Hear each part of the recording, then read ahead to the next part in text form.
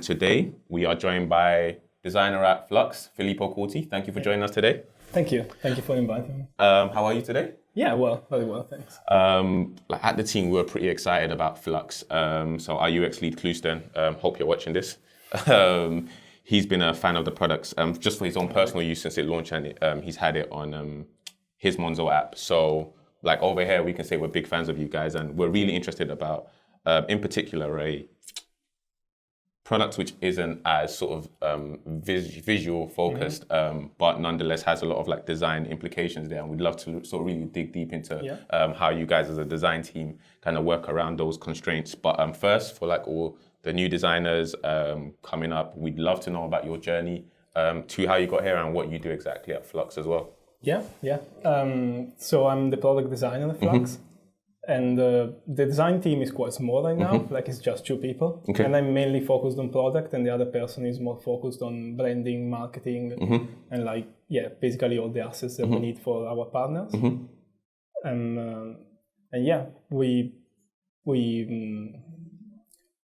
were just 2 for now. And we're a 20 people company. When I joined like a year and a half ago, we were like 4 people. Yep. So we grew quite a lot.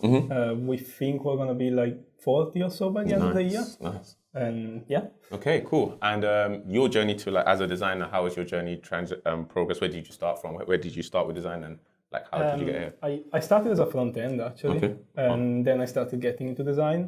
And in the previous company I was doing what I'm doing now, like product design. And I had a chat with the CEO of Flux like a year and a half ago, and I thought the idea was really cool. I really liked the product, so that's why I joined.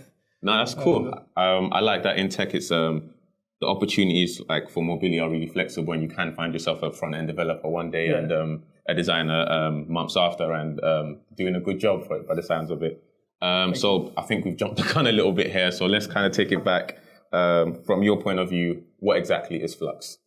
I think there are 2 main aspects of Flux. One is the API, the data API, which is basically the integration that we do between banks and merchants. So like Flux sits between the retailers and the banks, and we bridge the gap. And the other aspect is the kind of consumer feature that we want to build on top of the API.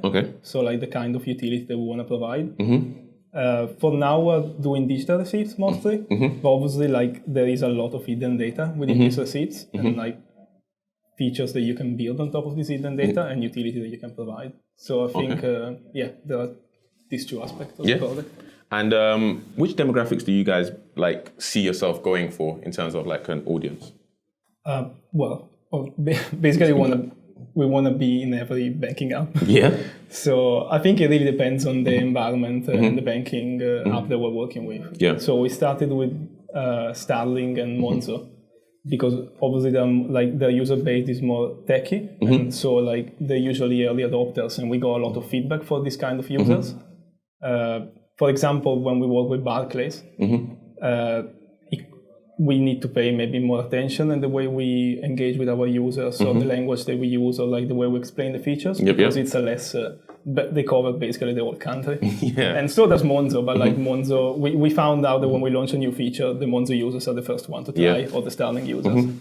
So would you say that, do you guys have access to sort of the demographic breakdown of people who do eventually integrate Flux into their, right? Would you say it's a younger audience or a more business focused audience?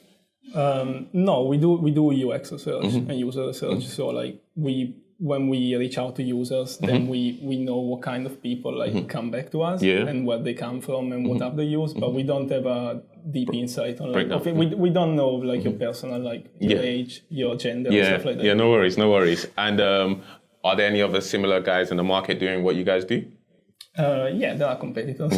Not really on the digital. I mean, there are competitors also on the digital receipt side, but they're mostly like they're asking you for your email, or they're asking you to scan a QR code. So like they work a bit differently. They're not really well integrated in the actual banking app. There are more competitors on the digital loyalty offer space. Understandable. So I guess like now we'll kind of get into sort of the journeys that we've kind of want to really dig in today. So the first one that we'd really like to get into is the integration on Monzo's site. Okay.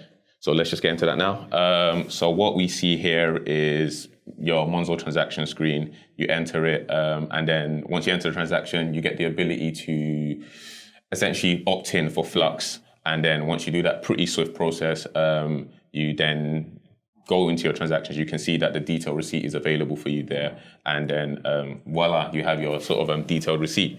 One thing we were particularly interested in is the difference in discovery.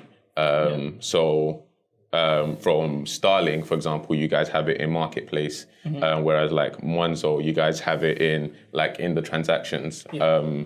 Inside the transactions itself, do you guys have any sort of say on where the Flux is surfaced?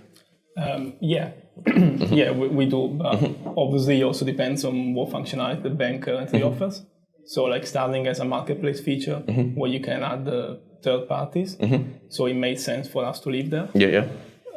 In the case of Monzo, they had a marketplace feature. It's not as prominent right now. So it made sense to be in the transaction. Basically how it works is that like if you shop at one of our retailers, we just prompt you to opt in. So you'd never see us unless you actually interact with a retailer. Okay. And if you interact with a retailer, we ask you, would you like to get the digital receipt? And that's just a one-time setup process. And as far as the design behind this, or like even design thinking, what could you talk us through like your input in that and how you've kind of like worked on fleshing the receipts out, both in like Monzo, Starling, Barclays? Yeah, so we work mostly on like the user journey and like the UX. We work obviously with the bank. We don't decide for them how it should work. We work together. Our main input is on the actual receipt, so our items should be displayed. There's no standard for like getting all this data. And there is actually a lot of complexity. That's something we really want to get into a bit later as well. It's actually pretty interesting. But for example, if you buy like a combined meal, like a meal at KFC or other places, then you have like to classify the sub items and stuff like that. So it's cleaning the data. It's something that like we spend a lot of time doing. And how do you find it like? So would you work with other design teams in order to flesh this out, or just like product teams in general at other banks, or to get this? And how do you find working with? We work with product teams on the other banks. So in both the case of Monzo, Starling, or Barclays, we interacted with the product team. And there is a back and forth, like basically exchanging UI assets, getting feedback, going back. And there is a difference obviously in all these bank works. But And do you find that particularly like tricky sort of, and was there any sort of, I won't call it tension, but any friction in trying to like suggest ideas, or is it like a pretty like free exchange of, recommendations? Or is it very much, this is their style guide, you kind of have to adhere to it and you guys sort of make sure? Well, we obviously try to follow the UI patterns of the app. We don't want you to tap into like the transaction of your Monzo Starling app and suddenly find the Flux UI. It's something completely different. So we try to maintain a similar flow. So basically in all our banking apps, there is a similar like onboarding process, a similar opt-in, although there are differences, as you mentioned, like between the marketplace and like opting in from a transaction. But the flow and the way like you manage your data is similar. But we adapt the flow to the UI of the app. We follow the style guide.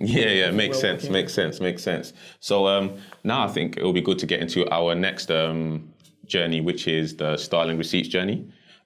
So here, a pretty short journey. You kind of get dragged into the transactions page. You open up the receipt, and you kind of get your itemized receipt just off the cuff there. So for me, what was interesting about that, and it's something you touched on earlier, was in your in like real life receipts, there's loads of different formats of receipts, and I guess the question for us was, how did you come to this sort of like one standardized version of what a receipt should look like? So one of the first things I've done when I joined was so in the office we have this plexiglass box which is full of receipts, which we collected over the time. So every time we buy something, they give us a receipt, we chuck it in this plexiglass box. So one of the first things I've done was actually digitalizing and taking pictures of all these receipts and then going through like all the different layouts and all the different like nuances. Because like, they look, if you don't pay attention, they look very similar, like each receipts, but the reality is like there are a lot of nuances. Like some of them may contain like QR codes, others may contain like information on your loyalty status. Other may have like promotional codes, ask you for feedback. Yeah. And like, so we spent quite a lot of time just making sure the layout was right. And we're still working on it. Like, it's not perfect, but we're getting. No, you guys done a great job so far. And I guess, secondly, something that we noticed, once again, Clouston, thank you for being the Flux ambassador over at 11FS. But we realized that Monzo users don't have access to receipt ID and auth code, whereas Starling users do. We don't have access to the Barclays integration, but we want to know sort of what are the sort of decisions in between what gets fleshed out on different apps. Do Starling and Monzo both have access to both of those information, and then I guess they choose themselves whether they want to flesh it out? So part of the reason for like looking at all the receipts and like digitalizing them was to like creating an API spec, and we think like it's fundamental to have in each receipt. So we mark some fields as obviously like necessary and some other are optional. The banking app can choose how to Okay, so that's totally out of your guys' hands. It's whether or not they decide to do that. It doesn't necessarily mean that it's not coming or it's not going to be there. It's just like a V1. No worries. And also something that's highlighted on the app as well is that it's not a VAT receipt. Could you talk to us through the constraints of why it's not a VAT receipt, why you can't use it as a VAT receipt? We just we need to display the VAT number, and also like there are more constraints on the retailer side on this aspect. Okay. But that's something we're working on. Yeah. Clouston, you'll get your VAT receipt soon. Also because like, for example, one thing that like receipts are frequently used for is returns. And you need to have VAT and this information. Okay, no worries. And something else we're also like interested in as well is so how much would you say brand visibility for Flux is important to you guys? It's very important once we start tackling the consumer features. So up until now, we've been more focusing on the integrations, providing like the core experience so just digital receipts. But as I mentioned, like there is so much data hidden and so much stuff that we want to do, so much like more utility, and those features are going to be more branded. So would you say you're getting much brand value from these integrations? That would you say people are beginning to know that there's Flux providing them this thing, or is it very, very sort of? Would you say you would attempt to try and keep it as subtle as possible so you don't kind of override the integration, the receipt experience itself?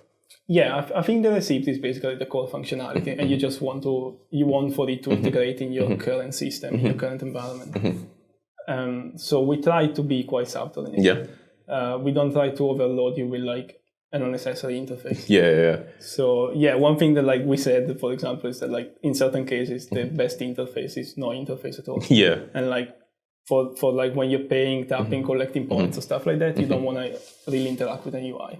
Like it's not necessary and it gets in the way of the transaction. Understandable. And would you think this, as you said, like in the future, you want to get to a place where sort of, let's say loyalty cards, you want to become more prominent in that space, and I guess you want Flux to be kind of like the name that pops up in your head. Would you think that this subtle approach to visibility on your receipts will affect that, or is there kind of like another route into ensuring that Flux becomes the go-to name for loyalty cards? We want to be recognizable by the user. So we're working mostly with retailers on the space. And for example, like, so the design team is 2 people, as I mentioned. One of this person is more focused on marketing and branding. And we have like a Beat the Receipt campaign, which is aimed at retailers, and it's just about like digitalizing the receipts. And so we have like the desire of being more prominent, like being recognizable, and just for you, basically the same way that like when you go to a shop and you see the contactless logo, and you know that you can just tap and pay and leave. It would be cool if you could just walk to a shop and see the Flux logo and be like, I know I don't need to give them my email or do anything. That's pretty cool. And the final journey we have today is the Monzo loyalty journey, which I believe is the same on most apps. But let's get into that now. So really what you have here is pretty simple. You're in the, I believe, a KFC transaction. You're then sort of prompted to sign up to a loyalty. You then do that. It gives you a brief overview of how the loyalty scheme works. return to Monzo, and then you get a really cool, very subtle notification that your KFC loyalty is active. Yeah. So I guess first thing we wanted to know was about because we don't get to see it much here, so we'd like to know how it works, the loyalty feedback loop. After you've received the loyalty, is it now a thing where you have to log back into KFC to like activate the loyalty, or is it something you can that automatically like you can show the people at the till? So how does the whole sort of loyalty feedback loop work? So the way it works, like at the initial step of the UI, we ask you to link your existing loyalty card. Okay. If you previously paid with a loyalty card at KFC, we are able to detect it because it's part of the data. Yeah. So we automatically just say, hey, do you want to confirm your loyalty card? And if you confirm it, that's the end of it. But basically, so what we decided to tackle with this feature is linking existing loyalty, not really replacing it. Because also like what we found out is that a lot of retailers like invested a lot in the loyalty scheme in the retailer app. And they want obviously to drive usage to it. Makes sense. And it makes sense. And those apps are great if you're like looking at the menu, or like choosing what to buy and stuff like that. But they're not great if you're about to make a transaction. So what we want to do is simplifying the collection point of the journey, and we didn't really focus on the redemption point, for example, or other parts which still belongs to the retailer side. No, makes sense. And one thing I also wanted to know, especially with like the chicken emoji you have here, is the tone of voice and the language of I guess just so Flux, the Flux integration. It's kind of like very friendly and very light. Does that change from app to app to match their kind of tone of voice, or is that just something that's very sort of Flux independent?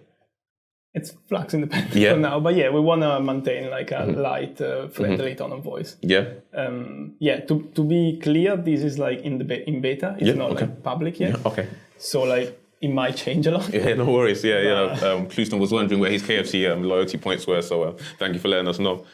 But I mean, we are also like running frequent open office and like more beta testing. So if everyone is interested in like trying this early on, just email me and we'll add them to the beta list. You've heard, guys. Get in touch and you guys can be involved in the beta testing. So I think that's one more thing. Does the overall design change from retailer to retailer, and like how so? And what's your kind of input in that as well? So the UI stays the same because obviously you don't want to like navigate a different UI every time you interact with like a loyalty card. But we offer customization options. So like you can customize the way that your card looks. Okay, so in this example here, we had the KFC card with the chicken on it. Is that something that I as a user would have done, or is that something that's provided by Flux? It's provided by Flux. Okay, cool. And but the UI, so the illustrations and stuff like that are Flux, and they will stay the same for the retailers. But obviously, as I said, like retailers want to maintain also the brand. So it's basically a balancing act between like the banks and the retailers and like not overstepping either of them and giving like respecting the brand. What a juggling act you guys have to do over there. Is there anything you find yourself particularly excited about in the space at the moment? I mean, but once we nail the whole experience now, I think the utility we can provide on top of the receipt is great. Like there are many things that like, for example, product recalls. Like right now, if a supermarket like sells you something that like it's expired or has some problems, they don't have a way of contacting you. The only way they can reach out to you is by sticking something on the window and hoping that like you walk past again the same way the Tesco and notice the sign that says like the product was effective. We could like help like reaching out to people that have actually bought the affected product. So there are many things that like we're working on and planning. We need to be super focused. That's one of the things that we're finding, like that we're working on a lot, like actually picking an area and just focusing on that area and nailing the experience down. And just to confirm, how many banks are you guys in right now? Is it just a Monzo, Starling, Barclays? We're working. There will be more coming. Exciting publicly. Those are the three ones. Exciting times. And like, so the future for Flux, is it? Are we looking forward to sort of more loyalty interactions, more advanced? Like, let us know like where the near future, long-term future for Flux is.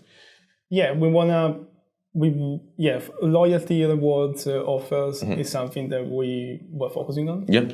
And so you can expect more stuff happening on that Exciting side. times. Obviously, we've done stuff like integrating with merchants. That like as every startup, you start with like stuff that don't scale, and like the process is manual. There is a lot of back and forth, and we're reaching a point where maybe we can simplify that and like integrate more easily and quickly with like retailers. So that's another area that And something that's just kind of come to mind. So you work in a design team of 2. How does your sprints work? How do you work with each other? Like what kind of process are you guys using? The process is changing a lot. I can imagine.